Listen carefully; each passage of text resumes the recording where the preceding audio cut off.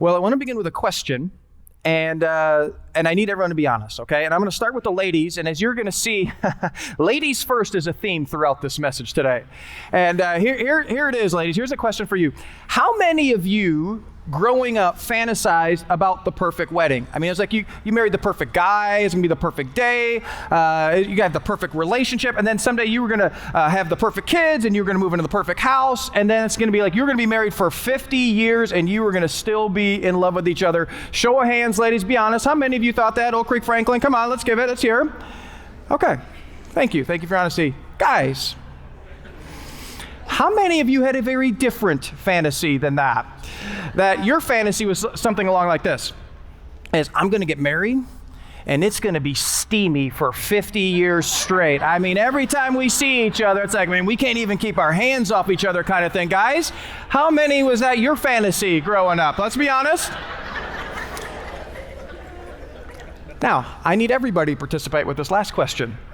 How many of you are still waiting for your dreams to come true?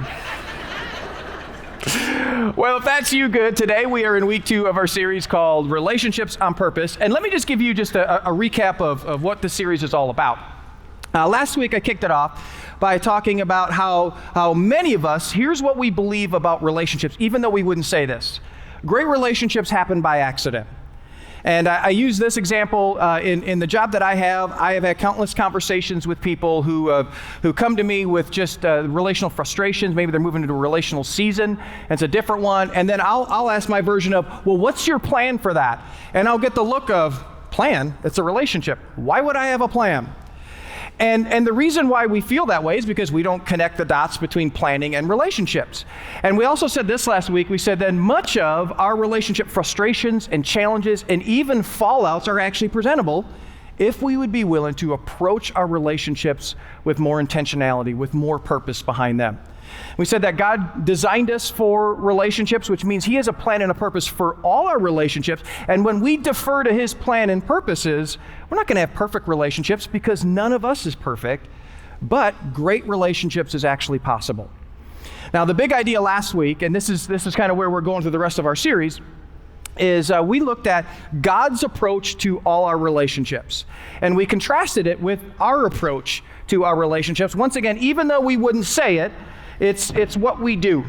And we use this image of a tug of war, and I was up here on one end, and then we had one of our staff people on the other end, and let me just say, I crushed her every service in the thing. I just want to say, and she hasn't been back at work ever since then. So if you see her, encourage her. And so we just talked about our approach to relationship. It's like a relational tug of war. We have wants and needs, and our approach is we try to pull that person, whoever that relationship is, we try to pull that person over to our side. And we said God's approach is completely opposite of that. That instead of pulling the person over to our side, God's approach is we drop our side of the rope, and we walk over to the other person's side. And we said why we do this is because this is how Jesus approaches relationship with us, and this is where the most life-giving, transformative, deep, loving relationships happen here. And last week, we gave these little pieces of rope to everybody who was here, and we have some extra. And so if you weren't here on the way out, Oak Creek Franklin, you have some as well. Grab a piece of rope, and we said, we want you to put it somewhere, because as we journey through the series, we're going to talk about what does it mean to drop the rope in all these different relationships that we're in. And so that's where we're going over the next few weeks. Now today, here's what we're going to do. In light of one of my favorite movies, Princess Bride, we are going to talk about marriage. Marriage is what brings us together today. Now, I realize that all of us are in different places when it comes to this whole idea of marriage. Some of you are single and you hope to be married. Some of you are single and you hope to be married again. Maybe for some reason the first marriage didn't work out. And there's still a lot of fear, maybe pain because of that. And as I said at the beginning, God can redeem and He can heal that. Others of you're living together with kind of the testing the grounds to see if you should be married. But then others, you're married. And you would say your marriage is going well. Others of you would say, I'm kind of trending to where that song is taking us. Now, wherever you find yourself on the relational spectrum, you're going to connect with this in some way. In fact, if you're single, your tendency is going to be to check out on me here. But here's the thing. If anything, you need to lean in with me. because we're going to talk about God's vision for marriage. And so eventually this needs to be the filter for how and who you date, which we're going to talk about as we go through this series as well. Now, as we think about marriage, I want to ask you a question that my guess would be very few of us have even thought about. Here's the question. What do you think the purpose of marriage is? What do you think it's for? Now, here's the thing. Every single one of us has an answer to this question already. And for many of us, our answer to that question is actually fueling two major myths when it comes to marriage. And these myths, whether we realize it or not, is actually causing us to struggle in our marriage. Here's the first myth of marriage. The point of marriage is my happiness. Now, this is every movie, every romance novel, every TV series. I mean, culture drives this whole narrative. And so it kind of works like this. You know, you have a soulmate, and you knew you find your soulmate when it's just easy, and it's always happy, and there's always kisses, and, you know, when a man loves a woman is always playing in the background and all that stuff. And you just know that's how you kind of know. And if that's not happening, then something is wrong. You see, your happiness in your marriage determines whether or not your marriage is moving in the right direction. This is actually why people are getting married less in our culture, because they're around other couples and very few of them are happy. It's also the reason why people are stepping out of marriage more. It's because they're not happy. Now, back to the rope idea. It kind of works like this. You've got your side of the rope, and you're looking at your spouse, and you're going, I've got needs and wants, and you're trying to pull that person, and she's never, and he's never, and you're kind of pulling, and you're kind of pulling, and you're kind of pulling. And then you get to this place where you go, if I can't get them over to my side in a certain time frame, well, then I'm going to drop the rope, but I'm not dropping the rope and walking over to their side. I'm dropping the rope, and I'm heading out of this relationship altogether. Now, please hear me. I am pro-happiness, I am pro-romance. But when your primary reason for stepping into marriage is your happiness, you will never be happy, because you will miss out on God's larger purpose for marriage. And then here's the second myth of marriage. I have a soulmate. And it kind of works like this. This is idea that there's one person that God has designed for us, and you know you found that person. It's like two pieces of a puzzle. I mean, they just fit together perfect. And then it's this idea of there's always this constant feeling of happiness and bliss, and you complete me, and you had me at hello once again is always going around in the background. But the problem is then when you get married and you go through a season when you don't feel those feelings of bliss, which every couple goes through, then you complete me turns into you completely drive me nuts.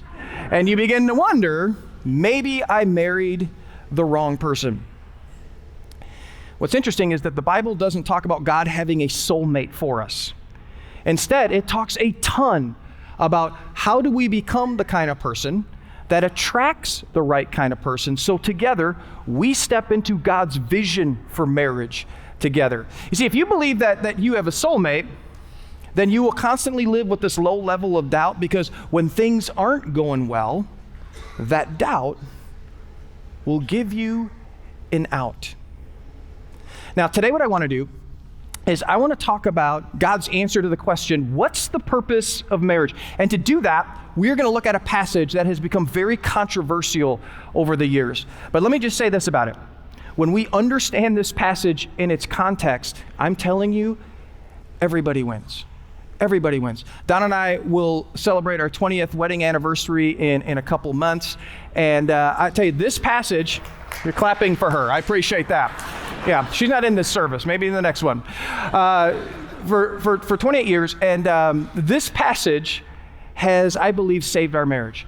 Because when I pick up the rope and I start trying to pull her over, which is my tendency to do, I read this passage and I drop the rope and I go, oh, that vision's too small to live for. That God has a bigger vision for marriage than that. And so the passage that we look at is God's vision for every marriage. And let me just be upfront with you. God's vision is always bigger than our vision. You see, we have a spiritual enemy, and culture will always try to push us for settling for smaller, less, or a cheaper version of what God has. But God's vision is always bigger. In other words, it'll always elevate us. So we're going to look at a passage written by the Apostle Paul. And let me just give you two things up front to think about as we go through this. For some of you, I want to encourage you to see this through, because we're going to read some things that maybe in the past may trigger some things for you, and it's going to be really tough for you. I want to encourage you to see it through. And then here's the other thing I want to encourage you to do. Don't weaponize this. Instead, I want you to personalize it, because that's what it's meant to do. And so here's the Apostle Paul talking about marriage. And as I said at the beginning, he starts with the ladies. Ladies first. Here's what he says. Wives, submit yourselves to your own husbands as you do the Lord. And every guy said, yes. And all the ladies said, I am never coming back to this church ever again. Now, unfortunately, the misunderstanding of that word has caused a lot of harm and a lot of damage. But when we understand what it means in its full context, it's actually a very, very powerful idea. And so what I want to do is just take a minute, and I just want to kind of zoom out a bit and help us understand this in its full context. So at creation, God created both male and female, and he created them in his image. And so what that means is that men and women are equal. He didn't create men and then create women here, and I was like, okay, the reason why I created women was to serve men all their entire lives. Not at all. Both are image bearers of God, which means they are both equal. But while they are both equal, they are not equivalent to each other. And so what we're going to see from the Apostle Paul in the rest of this passage is he's going to hash out what this means for both of them. Putting it in our context, it's what does it mean to drop the rope as a husband? What does it mean to drop the rope as a wife? And so what we're going to read and what we're going to look at is not devaluing, it's actually the opposite. And so let's put our passage back up there. Wives, submit yourselves to your own husbands as you do the Lord. I recently heard a story about a guy who went to the doctor with his wife, and he was very sick. And the doctor looked him over, and then he walked the husband and wife out into the waiting room, and he asked the wife to come back with him into his office. And so she did, and he closed the door, and she began to panic. She's like, is something wrong? Is my husband going to be okay? Is he going to make it? And the doctor's like, yeah, everything's going to be okay. But for him to live, he can't have any stress at all. Which means every morning when he gets up, he needs a hot breakfast prepared by you. And under any circumstances, don't have him help around the house. And every time he comes home from work, he needs to have a warm, hot meal cooked by you. And the house needs to always be spotless. And if he has any marital intimacy needs, you need to tend to those needs. And never under any circumstances do you come to him with your problems or any of your emotions. You do this, and he'll live. Well, the wife left the doctor's office, went out to the waiting room to her husband, and the husband was like, well, what did the doctor say? What did the doctor say? She looked at her husband and said, you're going to die.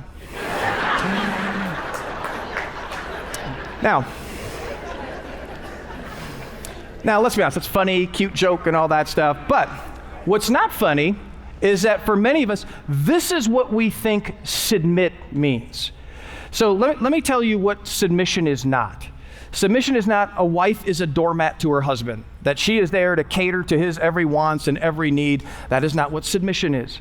And submission isn't that a wife never tries to influence her husband. God made you a helper, which means you complement each other. It means you do it together. Submission is actually a military term that means to order yourself under another. And so submission carries this idea is that we recognize that God made an order to marriage. And the order to marriage is that the husband is in a place of leadership, which we're going to talk about in a minute and what that actually means, okay? So stay with me on that. And so to submit means to recognize and respond to your husband's position as a leader. Now, some people have taken this to mean that women should never lead outside of the household, but the Bible seems to fully disagree with that whole idea. One of my favorite leaders in the Bible is a woman named Deborah. She served at what would be like the equivalent of the president of Israel. I mean, she kicked butt and took names. She was unbelievable. But listen to who she's referred to. It says, now Deborah, a prophet the wife of Lapidoth. Can you imagine being referred to that for the rest of your life? You know, can you shorten that up to Lap? The wife of Lapidoth was leading Israel at that time. And so here's what she was saying. She was saying, when I leave the house, I am a strong, intelligent, confident, courageously called by God leader. But when I come home, I willingly and lovingly submit to the loving leadership of my husband. Now, ladies, I know what some of you are thinking, and it's valid. He's not worth submitting to. And you know what? That might be true. But you don't submit to him because of him. You submit to him because you follow Jesus, who was the most submissive person who ever lived. And he submitted himself to the point of giving his life for you, and none of us deserve it, yet he did it anyways. Now, one disclaimer. If you're in a relationship where that is abusive and dangerous to you, ladies, you don't submit. Instead, you seek safety from that relationship. Now, ladies, you can exhale. Exhale with me. You're done. Okay, you're done for now. All right. Now we're going to shift gears to the guys. And what's interesting is that Paul spends a lot more time talking about the role of a husband than he does a wife. And it's not because the wife's role isn't as important. Here's my opinion on it. Okay, I don't know this for sure. Okay, it's just opinion. I think anytime you talk about leadership, if you're not clear on what that exactly means, this is where abuses happen. This is where bad things happen. So I think Paul wants to go, guys, this is what leadership means as a follower of Jesus. And so here's what he says to guys. Husbands, love your wives. Well, that's easy enough, isn't it? Actually, not that easy. The New Testament is written in Greek, and there are various 3 to 4 different Greek words for the word love. And the word he uses there is actually not the word for romantic or passionate love, even though that's to be a part of marriage. He uses this word, agape, which is this higher kind of love. It means this, the kind of love God has for his people. And so romantic love comes and goes. Agape love doesn't. It stays. Agape love, you can't fall out of agape love as is so common today. And so agape love means this. It means looking at your wife and going, I'm in this with you. I will never leave. I am fighting for you till the very end. So what does this love look like? Well, Paul's going to give us a very clear picture of what it looks like. He says, husbands, love your wives just as Christ loved the church, and he gave himself up for her. In other words, a man should love his wife in the same way Christ loved the church, and we all know how much he loved the church. He gave himself up. He gave his life for her on the cross. And so he sacrificed everything. So guys, do you want to know how God wants you to love and treat your wife? You want a picture of it? Look at Jesus on the cross. He sacrificed everything. In other words, this is what it means to love your wife. This is what it means to lead your wife. Research shows that nothing will make a woman feel more secure than a selfless, sacrificial man. A recent study was done at the University of Washington, and it surveyed a ton of married women. And the question was asked, when is your husband most attractive to you? And the number one response by far was this: when he does housework. So guys, think about it this way. You are a clean house away from the night of your dreams. You're gonna look at it that way. So research shows nothing makes a woman feel more secure than a selfless, sacrificial man. And so if there's ever dynamics in the house where you see a man basically going, wife, I need you to submit. Ladies, you look at your husband and go, man, you need to die. That's exactly how this needs to look. All right, Paul's not done. He's continuing to raise the bar for us. And he says this, and this is, guys, to make her holy. Holy means to be set apart. And he casts this great vision of leadership here. He says, cleansing her by the washing with water through the word, and to present her to himself as a radiant church. And that word radiant can mean splendor. Splendor. Without stain or wrinkle or any other blemish, but holy and blameless. And so here's what he's saying. Guys, here's what it means to be a leader in your household. You need to be so committed so committed to helping your wife be all that God created her to be, to helping her reach her full God-given potential. I hate to admit this, but this has not always been the case in my marriage to Donna. When we moved here to start this church, I saw it more as a me thing, and that she was coming alongside to help me with that. And I wouldn't have said that, but this was my attitude. This is what I thought about. And so here's what we had in our house. We had my wife, Donna, and she's sacrificing all sorts of things. She started doing jobs outside of the house that were very difficult, very hard, that were outside of what she always felt like she wanted to do, so that I could do what I felt called to do, and she never once complained. Over the last few years, God's been really convicting me, and just time and time again, Mark, you are not leading your wife in the way that I have called you to lead your wife. And so this has been very convicting to me. A little over a year ago, a job opened up here. And Donna and I have always said, we're not going to work together or anything like that for just a variety of reasons. But Jody, who's on our staff, she approached me and she said, I think your wife, Donna, would be perfect. I know that you've always said no and all this stuff. I think she'd be perfect for this. And so I approached her and I said, hey, honey, what do you think? This is perfect for you. This gives you a chance to contribute and use your giftings here to kind of celebrate what God's doing here and all that stuff. And so for the past year and a half, she's been doing that. And I tell you what, she's been crushing it. And it's been really great for me just to kind of watch her step in that and encourage her, because she's always done it for me. And it's just made our marriage better. And so what Paul is saying, he's saying, guys, here's what a leader does. A leader looks at his wife and says, how can I serve you in the way that helps you reach your full God-given potential? And let me just say this, guys. You can't help your wife be all that God wants her to be if you aren't leading the way and helping God be all that you can be. In other words, you need to be the spiritual leader by leading the way and you taking steps with God as well. And so Paul says, the vision for marriage isn't your happiness, guys. It's your wife's holiness. And when you focus on that, you will actually be happy. Well, then Paul I'm going to skip a couple verses. And Paul is going to then now begin to give us the picture, knowing that all this stuff about submission and leadership and what does this look like, then he's going to start to hone in on God's big picture for marriage. And here's what he says. He says, and if you did any weddings, you probably heard this quoted before. He says, for this reason, a man will leave his father and mother and be united to his wife, and the two will become one flesh. And so Paul's saying, hey, we're not primary caregivers for our kids. We're not sex objects. We're not even friends. We are more than that. They are our own flesh. Donna is my own flesh. And so the idea is that the two leave separate lives and then they come together. And once they have sexual intercourse in the context of marriage, they become one person.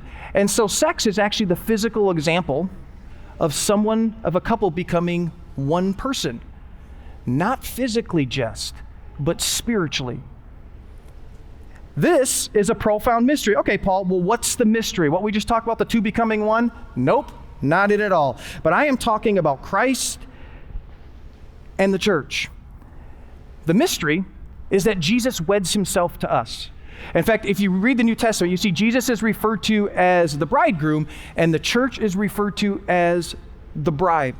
And so we often think about marriage. We look at it and we go, okay, it's the story of me and my spouse and our family and our lives. And you know what? That's important, but that's just a small part of the story.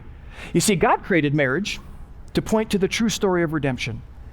That God, because of his agape love for us, he sacrificed his life for us. And someday he will come back for us and he will consummate it with a wedding. You know, you might look at your wedding and you may think about the reception and all that stuff. And let's be honest, the receptions all play the same song, shut up and dance. I mean, they play all the same stuff, right? And it might have been a good party and maybe been a really good celebration and all that stuff.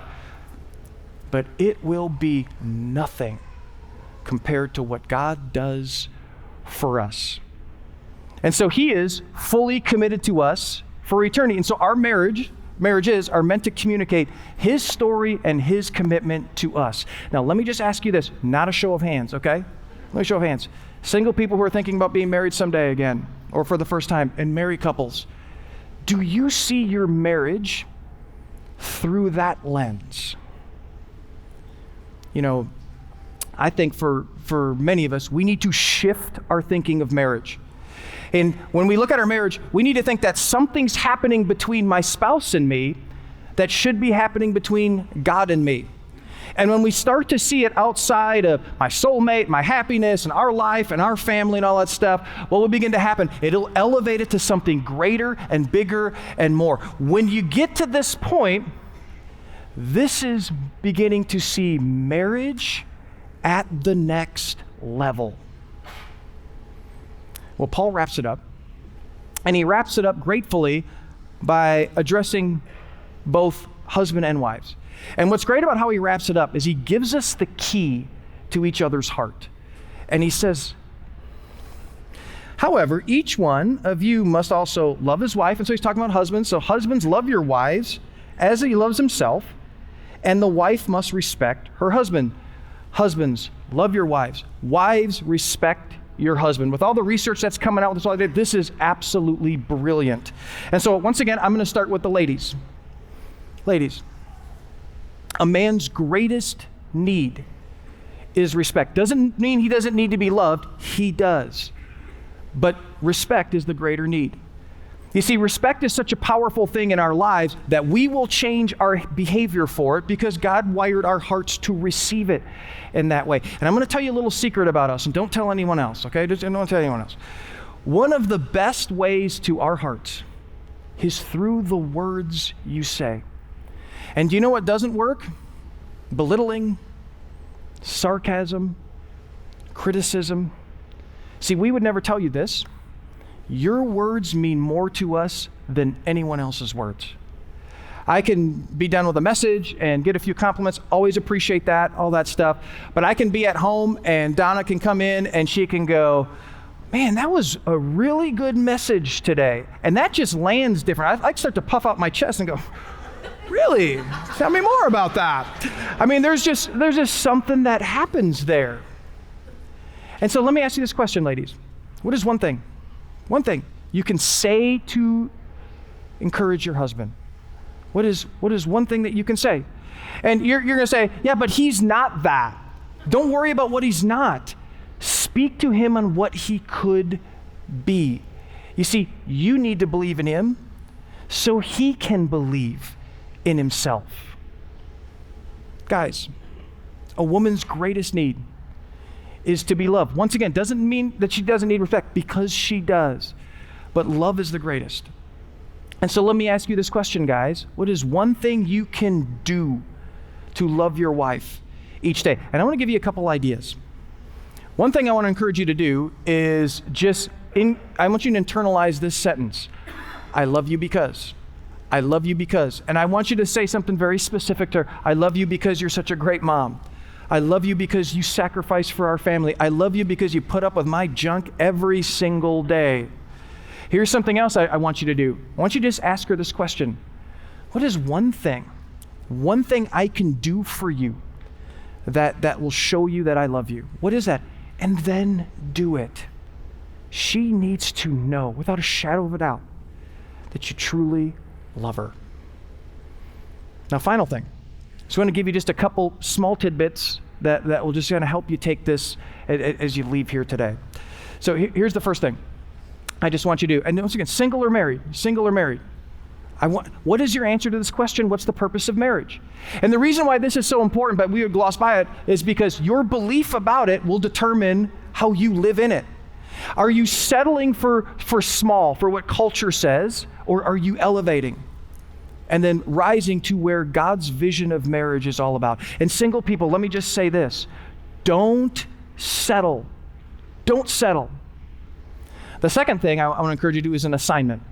Now, for some of you, you haven't been around anybody that has, you kind of read these words and all this stuff. You're like, what does this look like? I've never been around. You didn't grow up in a family like this. You just haven't seen relationships like this. Here's what I want to encourage you to do.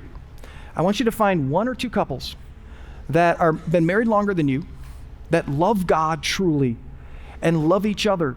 And I want you to take them out for coffee or take them out for dinner. If you're single, you do this. If you're dating or married, you do this. And you sit down with them and you just ask them questions. Tell us what you do here. Tell us how you love God. Tell us how you take steps. Tell us how you handle conflict. Tell. And you just take notes. And if you're with your significant other, you drive home, what did you hear? What are one or two things that we can do together? What are we doing? Remember, great relationships don't happen by accident. This is giving purpose to that relationship. Final thing, go first. Go first. You might be thinking, well, I'm the only one trying in that relationship. And you know what? That might be true. And you're going, I'm afraid if I do, they won't respond. And you know what? That might be true as well. But go first anyways. Because you can't change a marriage unless you're willing to change you first. Go first. God has a incredible purpose for our marriages. That ladies, you are called to submit to your husband, not because you're not equal. You are. But because you follow Jesus, who submitted himself for you. And guys, you're called to lead. You're called to wear the crown of your home, but not a crown of a power-hungry CEO, but primarily a crown of thorns, who's willing to serve and sacrifice himself for his wife and for his family, because that's what Jesus did for us. And together, our marriage is meant to tell the greatest story, love story ever told. There's a reason why we get moved by love stories. It's because it points us to the greater love story that we have been invited to be a part of. It is God's great love for you. And when you step into that higher calling, God will elevate your marriage to a place you never thought it could be. And so here's what I want to do. I want to pray for all the couples. You can be married, engaged, and I want to pray for all those who are single who hope to be married again or married for the very first time. And so here's what I'm going to ask you to do. I want to ask you to stand for me. And don't be embarrassed about it. We're going to pray over you. Just stand. It's okay. And for those of you who don't feel like standing, just for whatever reason, relationally, I want you to pray for all the different couples and people who are single. Oak Creek Franklin, I want you to stand as well. And if you should be so bold, couples, would you be willing to reach out and hold your spouse's hand? And maybe you haven't held hands in a long time, but would you be willing to do that? Let me pray for us. Father, this is tough stuff. Marriage is hard. And culture, and we have a spiritual enemy who constantly tries to just lower the bar, cheapen things, get us to settle for happiness, soulmate stuff. God, your calling is higher. It's better. It's humility. It's sacrifice. It's, I'll do whatever. I'll do whatever. Because I don't take my cues from my spouse. I take my cues from you.